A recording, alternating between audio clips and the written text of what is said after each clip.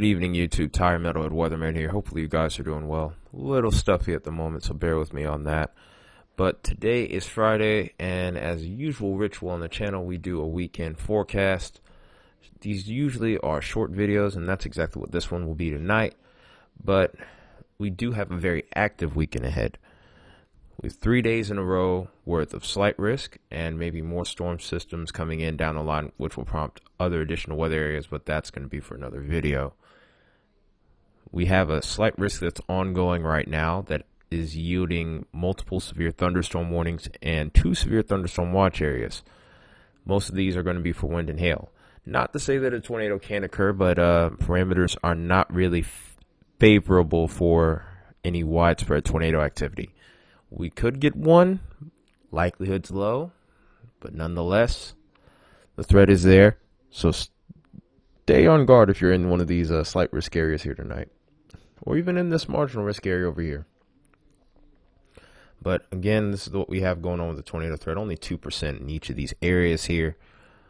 Wind threat seems to be slightly greater over here towards Texas, and the hail threat is equal in both Nebraska and Kansas as well as Texas here. We even have 15% areas with hatched risk, which indicates a potential for hail above 2 inches. We've already seen a couple of significant hail reports there. We'll actually go back here to take a look at those. Most of those are being found in Texas. We did have one on the Kansas-Nebraska line here. Could see a few more before the night is done. Now, to go to day 2, and this is an interesting day. And here's a new upgrade now. We have 2 areas now of slight risk.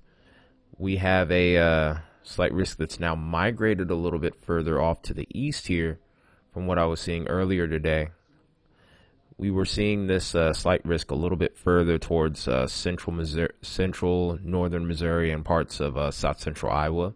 And now this has moved over towards the tri-state point between Iowa, Missouri, and Illinois here.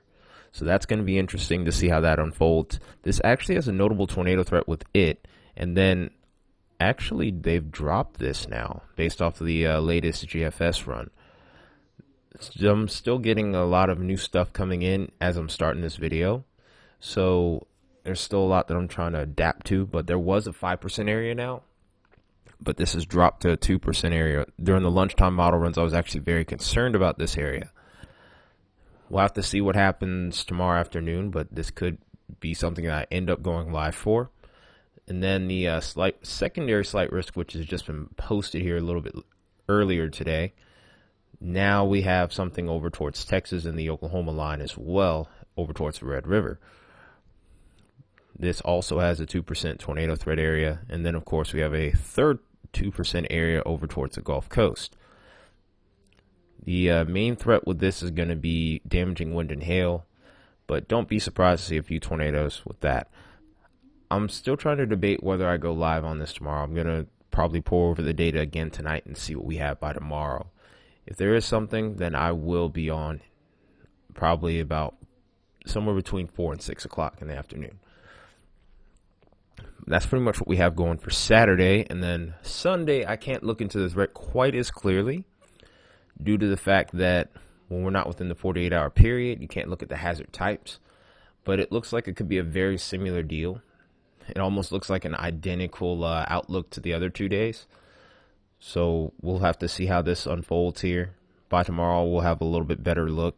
We should be able to get a look at the particular hazards. And then there's an interesting little marginal risk area that's popped over here towards Ohio. We'll be keeping a good look at that as well. But that's pretty much what we have as far as the SBC is concerned for the weekend.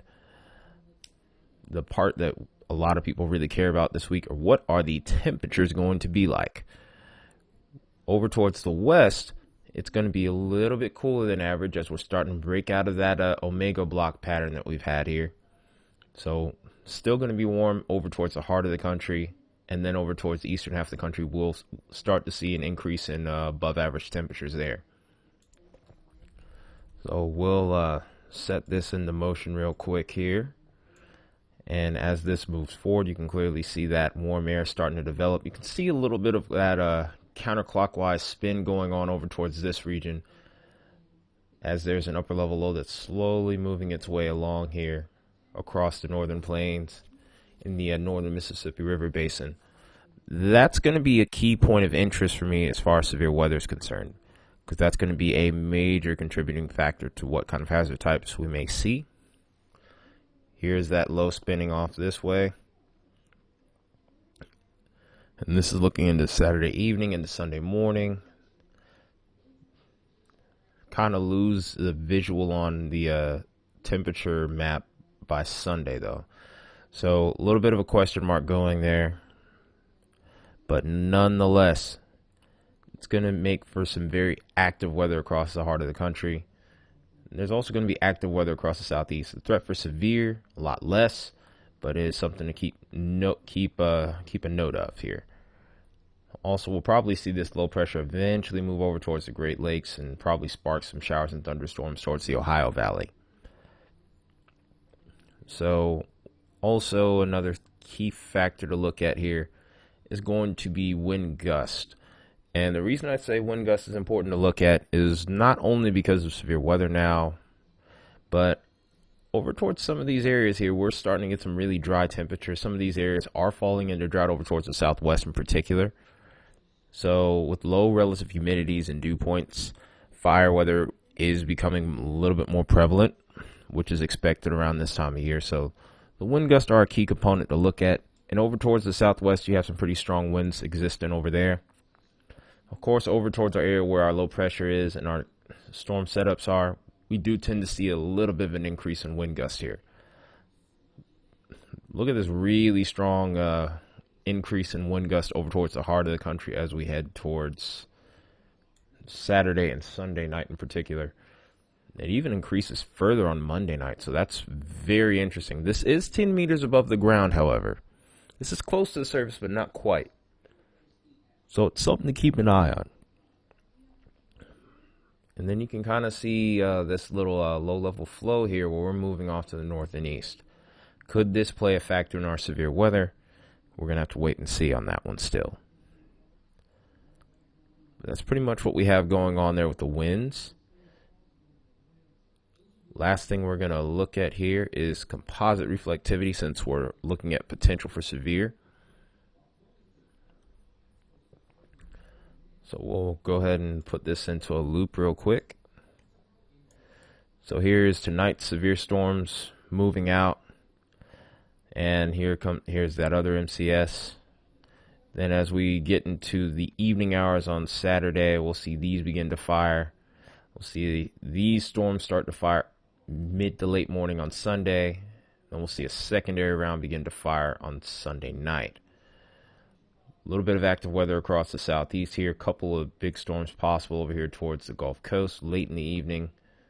A couple of rounds possible over towards Louisiana, Mississippi. Actually 3 rounds from the looks of it there. Over here towards the northwest, pretty uneventful weather unless you're in the higher elevations where you could see some snow. And then, of course, with this setup, could be multiple rounds of MCS. You can almost even see what looks to be an MCS that may even have a bow echo trying to develop or some kind of squall line as we head into Sunday, especially by Sunday evening. Here we are looking into that time frame now, actually.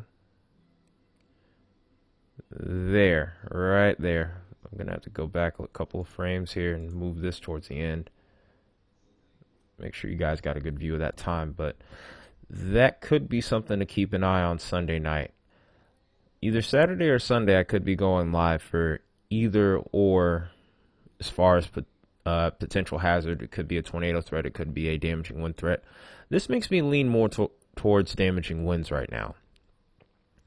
But again, it's still a little bit hard to tell at this point, but this does look interesting to me for sure. I'm going to get more into the intricate stuff as far as severe weather is concerned tomorrow morning, tomorrow afternoon. It'll be mid to late morning by that point. That being said, though, this is the end of this video.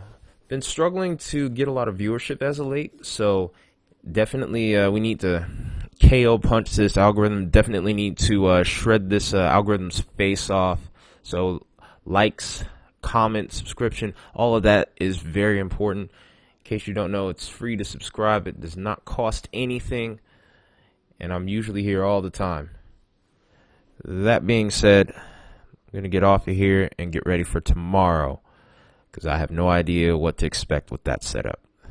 But until then, this has been Tire Metalhead Weatherman. You guys have a good night, and I will see you soon.